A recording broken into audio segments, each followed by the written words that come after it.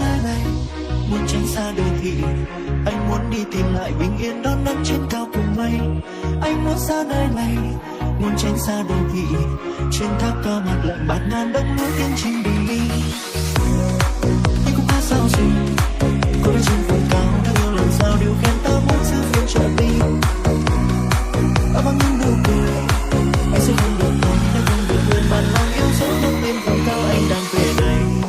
Bao năm giọt ngang ở nơi thành phố này, anh đã luôn cầm tú để lo cuộc sống êm đềm. Bây giờ là lúc anh muốn đi thật xa, nằm ở hoa ban nó rộ thật tinh khôi.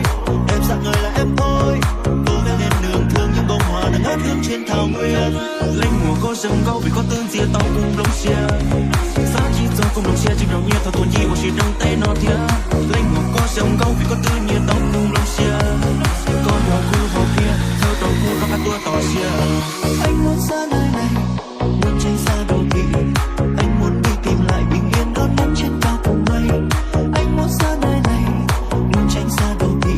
Trên tháp cao mặt lạnh bạt ngàn đông núi tiến trình bình minh.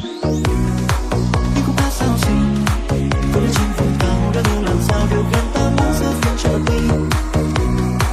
Ở bằng những nụ cười, anh sẽ không được thôi nếu không được làm bạn lòng yêu dấu nâng lên vùng cao anh đang về. Giờ như lo toan cuộc đời, lên vùng cao anh được sơ tan cùng em. Tha hương xứ người chỉ xa hoa một đời. Giờ về nơi đây mà có em cùng tim, cùng nghe tiếng chim lo hót vang bên tai. Anh nhà điều khen nên cùng cười em diệt vải. Uống bát rượu ngô mình cùng em say cả đời. Nếu em chưa đủ thì mình cùng làm thêm trai. Còn không to chia trong câu nhìn anh sai có lúc xuống luồn chịu chỉ sáng đó cá. Ngày trong tây hà nên trong câu vẫn luôn thì chỉ chúa mùa con thì ở dạo ở sông cha.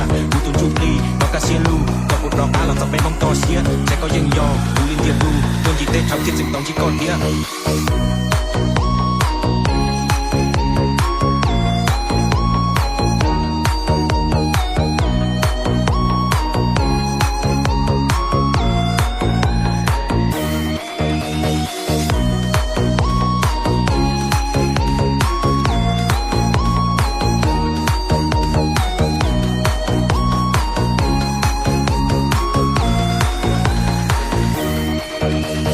Nắng trôi lung linh chân em bước trên con đường, mời anh về theo em bám say mùi hương nơi mắt yêu thương. Phố xa đông vui không sao sánh được nơi này, ấm áp đến rồi làm sao mà quên anh người ơi. Anh muốn xa nơi này, muốn tránh xa đô thị. Anh muốn đi tìm lại bình yên đón nắng trên cao cùng mây. Anh muốn xa nơi này, muốn tránh xa đô thị.